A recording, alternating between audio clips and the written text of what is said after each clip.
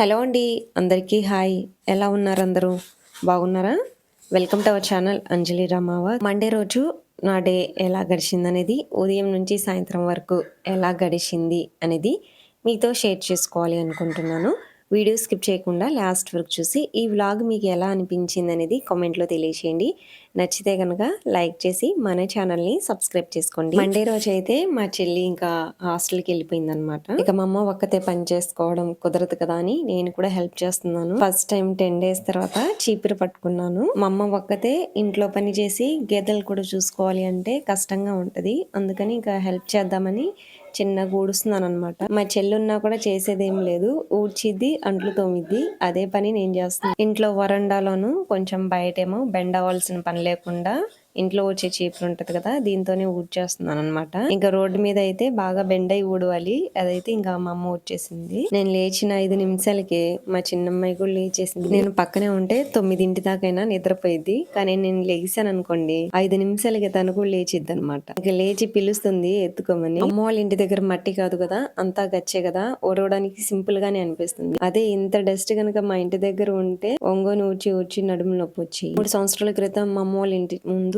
వేప చెట్టు కూడా ఉండేది అనమాట. ఇంకా ఆకులు రాలి, కాయలు రాలి, ఫ్లవర్స్ కూడా రాలుతూ ఉంటాయి కదా, ఏ సీజన్ కా సీజన్. ఇంకా ప్రతిసారి మా అమ్మ ఊడవలేక ఇంకా చెట్టు అయితే కట్ చేసేసారు. అంటే ఊడవలేక అని ఏం కాదు గానీ దాని మీద నుంచే కరెంట్ తీగలు పాస్ అయ్యేవి. పైగా ఆ చెట్టు కొమ్మలని వేరే వాళ్ళ ఇంటి ముందు పడతా ఉండేవి అనమాట. ఇంకా వాళ్ళకి అమ్మ వాళ్ళకి కూడా ఇబ్బంది ఎందుకులేని కట్ చేసేసారు. చిన్నమ్మాయికి లేచి తల దూయించుకుంటుంది.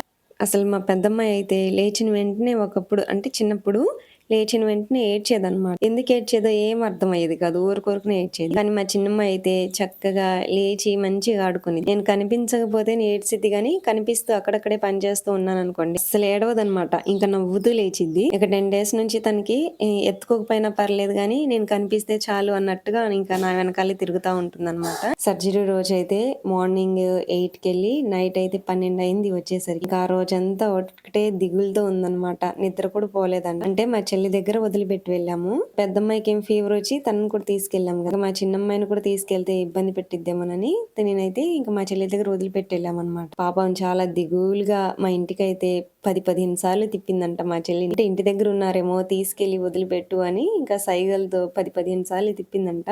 మా చెల్లికి అయితే అటు ఇటు తిరిగి కాళ్ళు నొప్పులు కూడా వచ్చినాయి అని చెప్తుంది. ఇంక అప్పటి నుంచి నన్ను అసలు వదలట్లేదు. నేను కనీసం వాష్రూమ్ లోకి వెళ్ళినా కూడా నేను ఎక్కడ వెళ్ళిపోతున్నానేమోనని ఇంకా బయట నుంచొని ఏడుస్తుంది ఒకటే. నన్ను అయితే అస్సలు వదలదు. నేను ఎక్కడ ఉంటే అక్కడ ఉండిద్ది మా చిన్నమ్మాయి. నైట్ అయితే మేము వరండాలో మంచం వేసుకొని పడుకున్నాము. లాస్ట్ 2 రోజులు అయితే బయట పడుకున్నాము. అంటే మంచు మళ్ళీ కొండగాలి వేస్తుంది. పక్కనే కొండలు పొలాలు కూడా ఉన్నాయి కదా, పైరు గాలి అలాగే కొండగాలి చల్లగా వేస్తున్నాయి. మిడ్ నైట్ అయితే ఎక్కువ చలిగా ఉంటుందని ఇంకా నైట్ అయితే ఇంకా వరండాలో వేసుకొని పడుకున్నాం అనమాట, నేను మా అమ్మాయి. ఫ్యాన్ కింద పడుకున్నా కూడా ఒకటే చలిగా అనిపిస్తుంది. అంటే అమ్మ వాళ్ళ ఇంటి పక్కనే ఇంకా పొలాలు కొండలు కూడా ఉంటాయి కదా, చల్లటి గాలి వస్తుంది ఇటు సైడ్ అయితే. మళ్ళీ మా ఇంటి సైడ్ పెద్దగా అంత చలిగాలి ఏం అనిపించదు. పక్కనే కాలువ ఉంటది కానీ అడ్డుగా కట్ట ఉంటది కదా, కాలువ కట్ట. సో అందువల్ల ఏం అనిపించదు అనమాట. ఇంకా ఇంట్లో అంతా ఊడ్చేసి ఇప్పుడైతే అంట్లు తోముతున్నాను. వాళ్ళగా పెద్ద పీట మీద కూర్చొని తోముతున్నాను కదా, పెద్దగా ఇబ్బంది ఏం అనిపించట్లేదు. మేము ఇబ్బందిగా అనిపిస్తే వద్దులే అంది కానీ నాకు ఇంకా బాగానే ఉందనిపించి ఇక తోమేశాను అనమాట. లాప్రోస్కోప్ సర్జరీ కదా, పెద్ద ప్రాబ్లం ఏం లేదు, బాగానే ఉంది. ఫస్ట్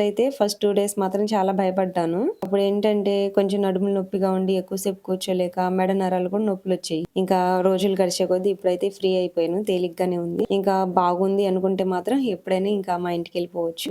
మా అమ్మేమో ఇంకొక 10 రోజులు ఉండి వెళ్దువులే అంటుంది. కానీ నాకేం అసలు ఉండబుద్ధి కావట్లేదు అనమాట. ఎవరికైనా అమ్మ వాళ్ళ ఇంటి దగ్గర ఎక్కువసేపు అంటే ఎక్కువ రోజులు ఉండాలి అనిపిస్తుంది కానీ నాకేంటో నేనంతా రివర్స్ అనమాట. అమ్మ వాళ్ళ ఇంట్లో టైం పాస్ చేయడానికి టీవీ కూడా ఉండదు. పైగా నేనేమో గలగలా మాట్లాడి అందరితో ముచ్చట్లు వేసుకునే అటువంటి టైప్ కూడా కాదనమాట. కొంచెం సైలెంట్ గానే ఉంటాను.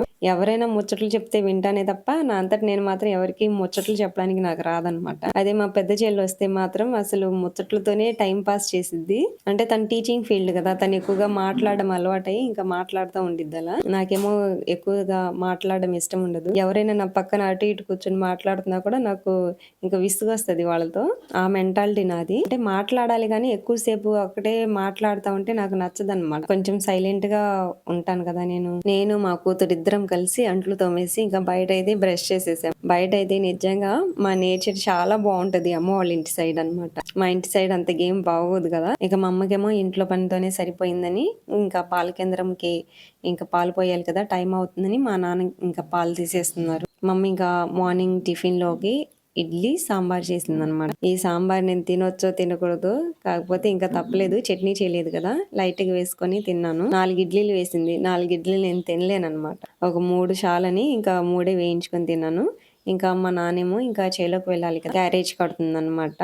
మా అమ్మ ఏమో ఇడ్లీ తినమంటే తినకుండా అందులో ఇంకా ఉల్లిగడ్డల ముక్కలు ఉంటాయి కదా, అవి తీసుకొని తింటుంది. ఒకేసారి ప్లేట్లో వేసి ఇస్తే తినదు, కొంచెం తినేది ఇంకా కొంచెం పక్కన పెట్టేసింది. అందుకని కొంచెం తనకి తినిపించి మేము తినేటప్పుడు, లేకుంటే మా వారు తినేటప్పుడు, లేదంటే మా అమ్మ తినేటప్పుడు అలా వాళ్ళ దగ్గర వీళ్ళ దగ్గర కొంచెం కొంచెం తింటా ఉండిద్ది అన్నమాట. ఇప్పుడు పిల్లలకైతే సంకలో ఎత్తుకొని అన్నం తినిపించాలి అంటే వాళ్ళతో పెద్ద యుద్ధమే చేయాలి. ఒకప్పుడేమో పిల్లలంట అమ్మ ఎప్పుడు అన్నం వండి పెడితే ఎప్పుడు తిందామని ఎదురు చూస్తా ఉండేవాళ్ళంట. ఇప్పుడేమో పిల్లలకి పైతండి ఎక్కువైంది, అన్నం మాత్రం అస్సలు తినట్లేదు. ఈ అన్నం విషయంలో మాత్రం నాకు చాలా కోపం వస్తది, కానీ కంట్రోల్ చేసుకుంటా. మా పెద్దమ్మాయి అయితే స్కూల్ కి వెళ్తున్న దగ్గర నుంచి అయితే మంచిగా తినేస్తుంది. అంటే స్కూల్లో తనంతట తనే తినాలి కదా, ఎవరు తినిపించరుగా, ఇంకా అప్పటి నుంచి మంచిగా అలవాటు చేసుకుంది అనమాట. కలిపిస్తే చాలు తనే తినేసిద్ది. కానీ మా చిన్నమ్మాయి మాత్రం ఇంకా అలవాటు అవ్వలేదు. అప్పుడప్పుడు మాత్రం పర్లేదు, వాళ్ళ అక్కను చూసి కలిపిచ్చేసాను అనుకోండి తనే తినేసిద్ది అనమాట. నేను పిల్లలు ఎలాగో ఇంకా మా అమ్మ వాళ్ళ దగ్గరే ఉంటున్నాం కదా, ఇంకా మా వారు కూడా ఇంకా ఒక్కరే ఎందుకులే అటు చివరనేసి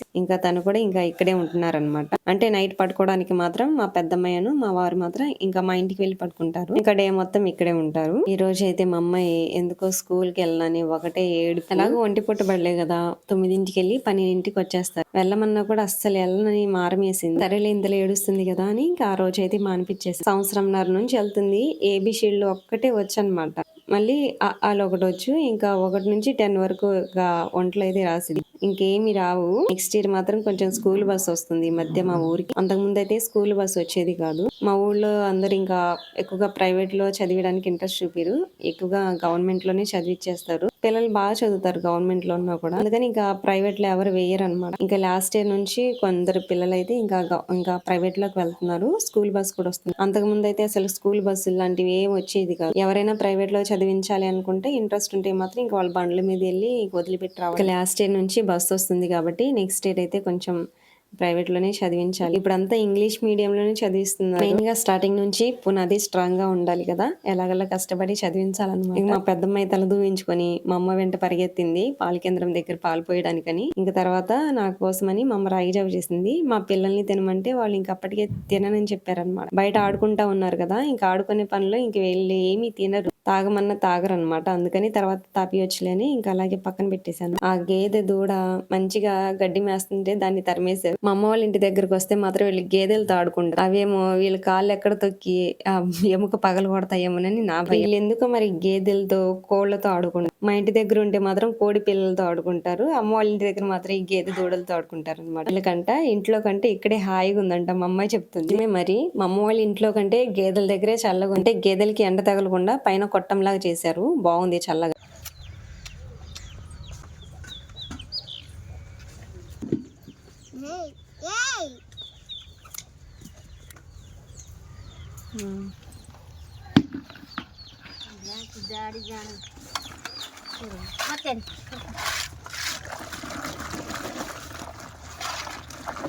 ఆ చెల్లికేమో వాళ్ళ అక్కంటే చాలా ఇష్టం. వాళ్ళ అక్కంట ఎక్కడికి వెళ్తే ఇంకా అక్కడికి వెళ్ళి ఆడుకుంటానని వెనకాల పరిగెత్తింది. కానీ మా పెద్దమ్మాయి తను అస్సలు రానిదనమాట ఆడుకోవడానికి. మళ్ళీ పక్కన ఎవరైనా పిల్లలు ఉంటే వాళ్ళు మంచిగా చూసుకునేది, కానీ వాళ్ళ చెల్లిని మాత్రం మంచిగా చూసుకోదు. తినే ఏమైనా ఉంటే పక్కన వాళ్ళకి పెట్టిద్ది కానీ వాళ్ళ చెల్లికి మాత్రం పెట్టదనమాట. ఎందుకు మా చిన్నమ్మాయి మాత్రం వాళ్ళ అక్కంటే ఆడుకుంటానని వెనకాల పరిగెత్తింది. ఆ స్నానానికి ముందు వాళ్ళిద్దరికి రాగి జావ తాపిచ్చేసాను. ఇద్దరికి స్నానాలు చేసిన తర్వాత ఇంకా స్టడీ చేస్తున్నారు అనమాట. ఎలాగో స్కూల్ కి వెళ్ళలేదు కదా, ఇంటి దగ్గరే ఉంది కదా, ఏమేమి వచ్చో రాసి చూపిమంటేను ఇంకా సీరియస్ గా రాస్తుంది. ఇక మా పెద్దమ్మాయి రాస్తుంటే మా చిన్నమ్మాయి ఊరుకోదు కదా, తను కూడా ఐఏఎస్ ఐపీఎస్ కి ప్రిపేర్ అవుతున్నట్టుగా సీరియస్ గా రాస్తుంది అనమాట ఏ వచ్చిరానివి. ఇంకా తర్వాత ఆఫ్టర్నూన్ కి ఇద్దరికి నిద్రపుచ్చేసాను, నిద్రపోతున్నారు. బయట అయితే ఎండ మామూలుగా లేదు. ఎలాగో మా ఇంటి దగ్గర ఉన్న చిన్న కూలర్ తెచ్చుకున్నాం కాబట్టి పాకలో ఉంటున్నాం, లేదంటే ఇక్కడ కూడా వేడి సెగలు తగులుతా ఉంటాయి. నిద్ర లేసిన తర్వాత అన్నం తినేసి ఈవినింగ్ ఫ్రెండ్ ఎవరో నిమ్మకాయ జ్యూస్ తాగామమ్మ ఇంట్లో అంటే ఇక మా అమ్మాయి పట్టుకుంది నిమ్మకాయ జ్యూస్ చేసి ఇవ్వండి అని. వాళ్ళ ఫ్రెండ్స్ ఏం తింటే అది తినాలంట, ఏం తాగితే అది తాగాలని పందాలు పెట్టిద్ది అనమాట. ఎలాగో మా ఇంటి దగ్గర నుంచి మా అమ్మ ఈ సబ్జా గింజలు తీసుకొచ్చింది. అంటే అంతకుముందు మా ఇంటి దగ్గర చెట్టు ఉండేదన్నమాట. అయితే అవి బాగా ఎండిపోతున్నాయి, నేను కూడా తీయలేదు. ఇంకా మా అమ్మ ఈ గింజలన్నీ తీసి సపరేట్ చేసి దాచిపెట్టింది. ఇప్పుడు పనికొచ్చింది అనమాట. నిమ్మకాయ జ్యూస్ చేసి ఇచ్చింది వాళ్ళిద్దరికి. ఇద్దరైతే తాగేశారు. మా ఇంట్లో కొంచెం కోళ్ల సౌండ్ అను గిన్నెల సౌండ్ వస్తుంది, అడ్జస్ట్ అవ్వండి. ఈవినింగ్ పూట 4:30కి బయటకు వచ్చామన్నమాట. ఇంకా హెడ్ బాత్ చేద్దామని మామూలుగా కలబంద కోసుకొస్తుంది మా అమ్మ. బయట ఇంటి పక్కన ఇటు సైడ్ ఒకప్పుడు మామూలుగా దిబ్బ ఉండేది అనమాట, పేడ దిబ్బ. అది తీసేసి అందులో కనకంబరాల ఫ్లవర్స్, ఇంకా నిమ్మకాయ చెట్టు, కలబంద, గోరింటాకు చెట్టు అవి వేసుకున్నాం. మా అమ్మ బయట గేదెల దగ్గర పనిచేస్తుంటేను నేనైతే అంట్లు తోమేస్తున్నాను. ఉదయం అంట్లు తోమి కసువు చిమ్మాను. ఈవినింగ్ మాత్రం ఒక అంట్లు మాత్రమే తోమేశాను. మార్నింగ్ టిఫిన్ చేసాము కదా, ఇడ్లీ పాత్రను సామాన్లు అయితే కొన్నే ఉన్నాయి తోమి. ఇంకా ఎత్తిపీట వేసుకొని మామూలుగా తోమేశాను. మా అమ్మ బయట గేదెల దగ్గర పేడ తీసేసి, ఇంకా అమ్మోళ్ళదేమంతా గచ్చే కదా, వేడి పుడతా ఉండిద్ది అనమాట. మట్టి ఉంటే పెద్దగా వేడి తెలియదు, అంతా గచ్చే కదా, అందుకని ఇంకా రోడ్డు మీద ఇంకా లోపల కూడా ఇంకా వాటర్ చిమ్ముదామని ఇంకా చిమ్మేస్తుంది అనమాట. మా అమ్మ వాళ్ళకైతే ఇంట్లోనే పైప్ ఉంటది కాబట్టి వాళ్ళకి ఈజీగా ఉంటుంది, కానీ మాకైతే ఇంట్లో ఉండదు, కొంచెం డిస్టెన్స్ లో ఉండిద్ది. మేము పైప్ పరుచుకొని పట్టుకోవాలి. వీళ్ళకైతే ఇంట్లోనే మోటార్ ఉంటది. పెద్దమ్మాయి ఏమో మా ఇంటికి వెళ్ళింది అనమాట. మా చిన్నమ్మాయి ఏమో ఇంకా బయట మా అమ్మ వాటర్ కొడుతుంది కదా, మంచిగా ఆడుకుంటుంది అనమాట వాటర్ లో. నేను అంట్లు తోమితే గనక ఖచ్చితంగా వచ్చి తడిసేది, కాకపోతే ఇంకా బయట బాగుందని ఇంక బయట ఆడుకుంటుంది. ఇంక ఈవినింగ్ ఏమో బయట కూర్చొని కలబంద పూసుకుందామని ఇంకా బయట వచ్చేసాను అనమాట. నేను కూర్చున్నదేమో అది కోళ్ళకి గూట్ అనమాట. ఇప్పుడేమో ఇంట్లోనే ఉండేది కోళ్ళ గూట్లు, కాకపోతే ఇప్పుడు బయట చేసుకున్నారనమాట. ఇంట్లోనే ఉన్నప్పుడేమో ఇంకా ఉదయం ఇంకా వాటి తెరవంగానే ఇంట్లోనే అన్ని డాష్ చేసేసేవి, ఇంక ఇబ్బందిగా అనిపించేది. మళ్ళీ ఊడవాలి, మొత్తం ఇంకా వాటర్ కొట్టాలి. మామూలుగా మట్టి ఉంటే అంతగా ఇబ్బంది అనిపించదు, కానీ వీళ్ళదంతా గచ్చు కదా, ఇంకా ఊడ్చుకోవడం తుడుచుకోవడంతోనే సరిపోయేది. ఇంకా అందుకని అలా కాదని ఇంకా బయట చేసేసారనమాట. నేనేమో ఇంకా బయట కూర్చొని కలబంద రాసుకున్నాను. అంటే హెడ్ బాత్ చేసి దాదాపుగా వారమైంది, తలనొప్పి వచ్చేస్తుంది. ఇంకా వీక్లీ నేను 2 సార్లు చేస్తాను అనమాట. సర్జరీ చేయించుకున్న తర్వాత వారానికి ఒకసారి చేస్తున్నాను కదా, కొంచెం హెడేక్ గా అనిపించి ఇంకా ఈరోజు చేద్దామని కలబంద అయితే పూసుకున్నాను అనమాట. చిన్నగా ఇంకా కూర్చొని నా పనులు నేను చేసుకోవడం, ఇంకా అమ్మ కూడా హెల్ప్ చేయడం లాంటివి చేస్తున్నాను. ఈ రోజే ఫస్ట్ టైం అనమాట చేయడం, ఎలా ఉండిద్దో చూద్దాం అన్నట్టుగా స్టార్ట్. పెద్దగా ఇబ్బంది ఏం అనిపించలేదు, చేసుకోగలుగుతున్నాను కాబట్టి ఇంకో 2-3 డేస్ చూసి ఇంకా మా ఇంటికి కూడా వెళ్తాను. ఇంకా స్టిచెస్ తీసిన తర్వాత ఒక 2 డేస్ ఉండి వెళ్తాను అనమాట. అక్కడైనా పని ఏముంటది, మాకు ఎలాగో గేదెలు ఏం లేవు కదా, అంత బరువులు ఎత్తాల్సిన పని కూడా ఏం లేదు. అలాగో మా వారు ఇంకా పొలంలో కూడా పనులన్నీ అయిపోయినాయి కదా, ఇంటి దగ్గరే ఉంటారు కాబట్టి ఇంకేమైనా పనులు ఉంటే హెల్ప్ చేస్తాను. అదేముంది, ఇంకెలాగో గ్యాస్ మామూలుగా నుంచొని వండుకోవడం, ఇంకా రొట్టెలు లాంటివన్నీ చేయాలంటే గ్యాస్ మీద చేసుకోవడమే కొన్ని రోజులు. చిన్నగా ఇంకా ఎత్తిపేట వేసుకొని అంట్లు తోముకోవడం, బట్టలు ఉతుకోవడం లాంటివి అయితే చేసేస్తాను.